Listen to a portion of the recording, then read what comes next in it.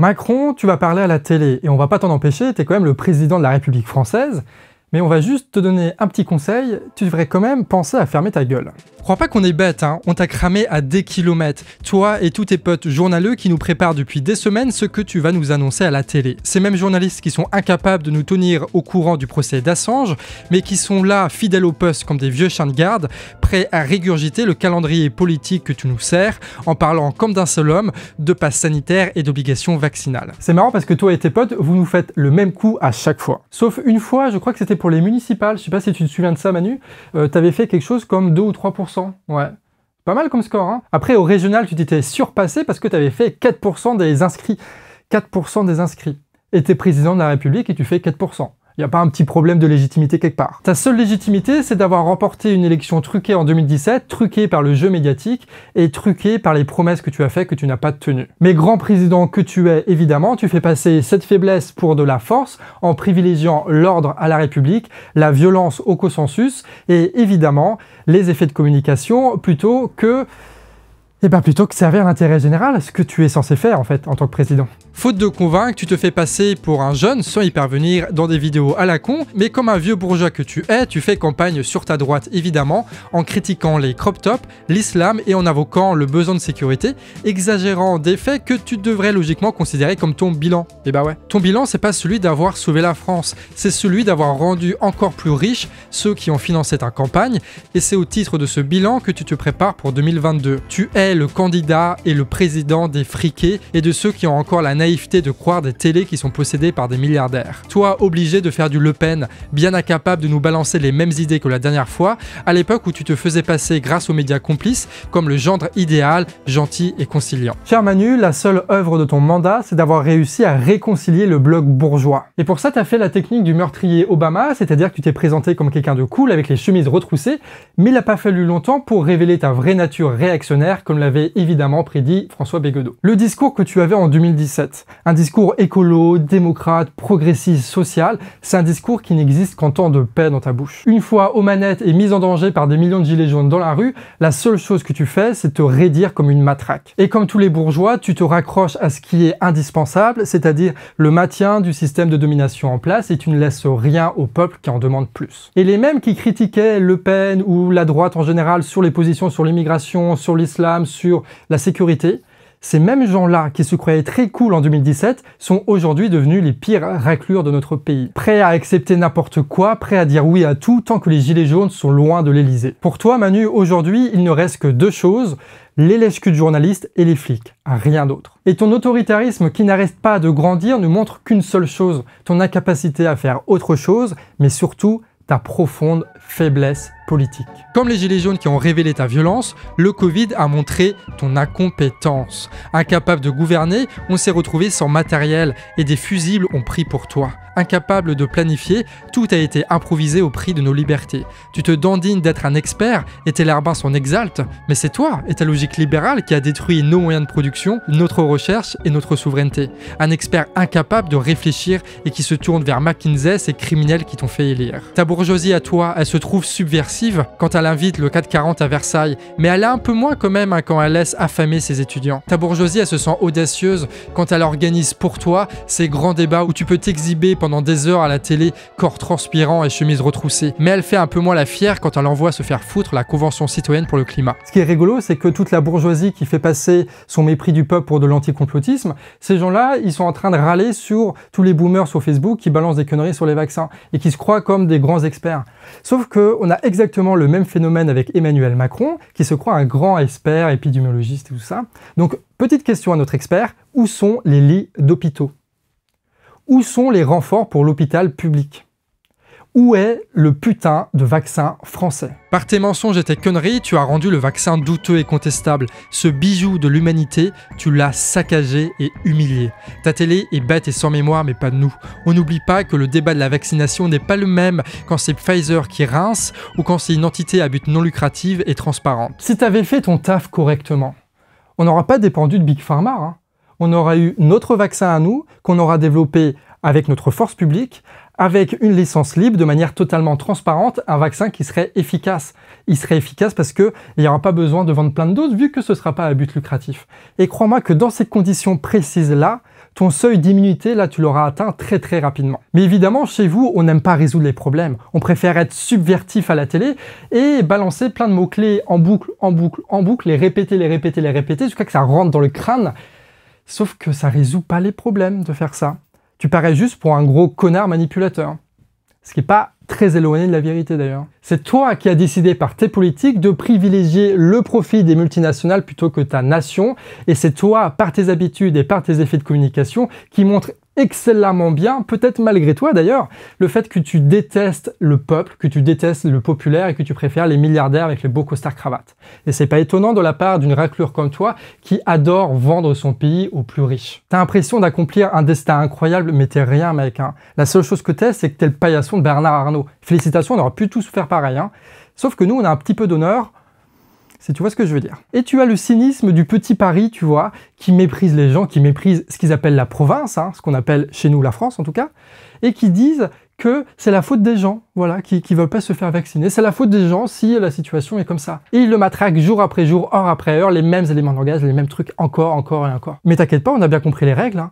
On se fait plus avoir par la télé et toutes ces conneries-là, et tu nous enlèveras pas la conviction profonde qu'on a que cette situation, c'est de ta faute, mec. C'est de ta faute, c'est toi qui avais les responsabilités, c'est toi qui as fait n'importe quoi. C'est toi qui as pourri la parole de l'État. Un vrai président n'impose pas le vaccin. Il donne tous les gages de confiance pour rendre la vaccination voulue et naturelle. Un vrai président ne détruit pas la machine de production pharmaceutique et la recherche médicale pour le bonheur des psychopathes incompétents qui dirigent aujourd'hui Sanofi, mais qui t'ont aussi, on ne l'oublie pas, fait élire en 2017. Mec, t'es rien. Je suis désolé, t'es rien du tout, t'es même pas un président. Un vrai président, il aurait compris très rapidement que derrière la défiance des vaccins, tu as des vraies revendications politiques, tu as un besoin politique auquel il fallait répondre avec de grandes réformes vis-à-vis Big Pharma et une socialisation de l'industrie pharmaceutique. C'était la seule chose à faire. Ton obligation vaccinale, en plus d'être une énorme trahison à ce que tu avais dit à la télé il y a quelques mois déjà, hein, mais de toute façon ta parole elle vaut plus rien, donc ça n'étonne personne que tu mentes à ce point-là, mais cette obligation vaccinale, c'est surtout une réponse violente à un problème politique. Tu ne fais que répéter ce que tu as fait avec les gilets jaunes et la matraque. Tu mets la merde sous le tapis depuis 4 ans et t'as encore des connards qui s'étonnent que la situation commence à dégénérer. En réalité, tu es le plus irresponsable des présidents, le plus enfantin, le plus déréalisé. T'es pas le président de la République, hein. T'es le président des riches, évidemment, t'es surtout le président du mensonge, de la trahison, du chantage et de la violence et de l'ordre. Tu as vendu ton honneur, ça on l'a bien compris, mais le nôtre, on va le garder pour nous, tu nous en voudras pas. Il y a même tes sbires qui osent parler de bon d'achat contre un vaccin. Voilà ce que tu penses du peuple français. Pour toi, on est juste des gosses capricieux qui attendent juste un cadeau.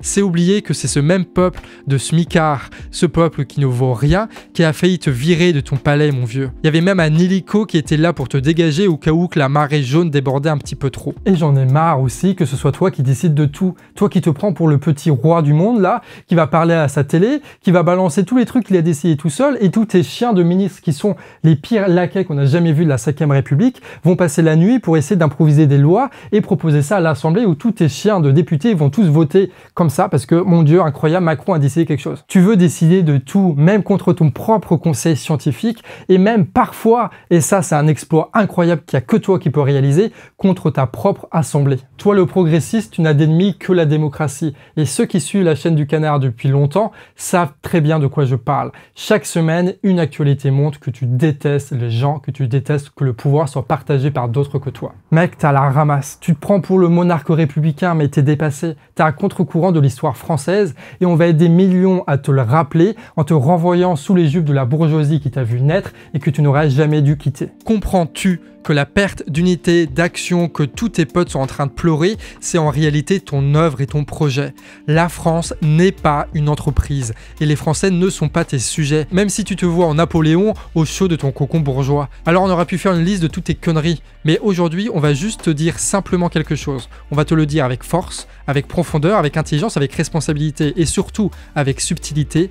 Macron, ta gueule. On va venir finir le taf des gilets jaunes et promis, on le fera bien. Faut que tu te rendes compte de quelque chose, Manu, c'est que personne te respecte. Hein. T'es rien, t'es qu'une merde. Hein. T'as juste des flics et la bourgeoisie avec toi. Mais nous, on te considère vraiment comme une merde. On te respecte pas, t'es pas légitime.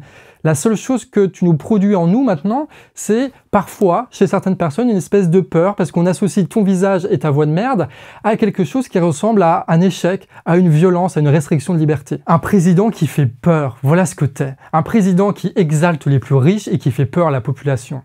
Voilà ce que t'es devenu, mec. Tu voulais être Obama cool, t'es devenu le pire des réacs. Mais sauf qu'on fait pas un président de la République avec des flics et la bourgeoisie. Et crois pas que nous, on a perdu notre chauvinisme national et surtout notre prétention à être une grande nation. Et t'es pas du tout à la hauteur, mais t'es très très loin d'être à hauteur de notre prétention très grande à nous, peuple français. Et ça, on va te le rappeler. Et on va te le rappeler bien. C'est fini les prises d'otages de banquiers véreux, c'est fini les coups d'état permanents, c'est fini les chantages à la con, les mensonges, c'est fini le petit jeu politico-médiatique que tu fais avec tes copains, c'est fini tout ça. Et vous les médias qui vomissez votre bêtise continuellement, mais vous en avez pas marre, vous n'avez pas honte de ce que vous êtes, le Nouvel Obs, vous n'avez pas honte, Libération, TF1, vous n'avez pas honte de ce que vous êtes devenus, vous vous dites des journalistes, et vous n'arrivez même pas convenablement à couvrir le procès d'Assange. Vous êtes vraiment des merdes. Mais ce qui est bien, c'est que depuis que, juste avec un petit appareil photo, on arrive à faire le boulot de journaliste que vous ne faites pas, on se rend compte que vous ne servez à rien, on se rend compte que vous êtes coupable. Aujourd'hui, on en a la certitude, on en a la conviction absolue. Le destin de la France ne doit pas être conditionné par le dernier taré qu'a pondu Niel ou Arnaud. On mérite mieux que ça. Vous essayez de nous faire croire que le problème il est entre pauvres. Vous essayez de nous faire croire que le problème il est identitaire. Mais vous êtes à la ramasse. On sait très bien, vos petits jeux, vous faites à chaque fois la même chose. Maintenant, on est vaccinés contre vos conneries. À défaut d'être peut-être tous vaccinés contre le Covid, on est vaccinés contre ça. Donc, on va pas tomber dans le piège de la misanthropie, du mépris, de la résignation. On va aller jusqu'au bout, les gars, quoi. Nous, on est allés sur les ronds-points, on sait ce que c'est d'aller sur le terrain, de faire du militantisme, et on va le refaire encore et encore jusqu'à voir tomber ce genre de connard. Nous sommes la France, nous sommes un peuple politique, et tu vas le remarquer, Macron, quand pour la première fois tu vas voir nos gueules, quand nous, on va te dégager de l'Élysée. Toi qui aimes bien les traditions pour justifier tout et n'importe quoi, je crois que tu peux comprendre un peu cet argumentaire-là que je tiens. Nous, en France, on aime bien marquer l'histoire avec des révoltes populaires. On l'a fait avec les Gilets jaunes, on va le refaire là bientôt. Et tu verras que derrière tous les discours un peu... parfois haineux, que tu travestis comme de la violence pure, tu vois, dans tes journaux à la con, là. Tu vas remarquer que derrière la colère française, il y a aussi une construction politique incroyable, et que la première démocratie française va donner envie à tous les peuples européens. Elle va nous rendre fiers, nous. On va réussir quelque chose qui n'a peut-être jamais été fait, peut-être en Amérique latine, mais en tout cas jamais en Europe. On va renverser l'oligarchie financière. Et on le fera bien. On le fera pour essayer de faire en sorte que la solidarité et la liberté, des mots que vous avez salis avec vos bouches sales, on va faire en sorte que ces mots-là et ces concepts-là, ça devienne notre nouvelle constitution, que ça devienne notre nouvelle nation. C'est ça qu'il faut comprendre.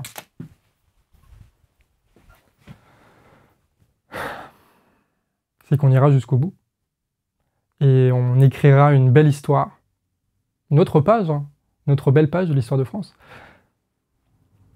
Et on sera fiers de ça, et on le racontera à nos petits-enfants, et on leur dira, voici ce qui s'est passé, à un moment, pendant 5 ans, t'avais un connard à la tête de l'État, mais on peut dire que peut-être ça nous a permis de nous solidifier, de nous renforcer, et que ça nous a permis d'avoir ce qu'on va bientôt avoir.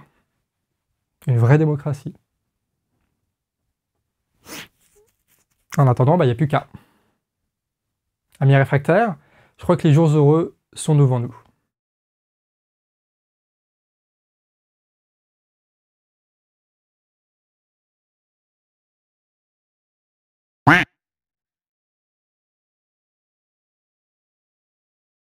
Petite info avant de finir, le Canard Réfractaire est en ce moment en financement participatif pour qu'on puisse recruter des personnes et donc multiplier le nombre des vidéos et augmenter leur qualité. Donc si ça t'intéresse de soutenir un média indépendant d'éducation populaire, je te mets en lien toutes les descriptions qu'il faut. Des bisous.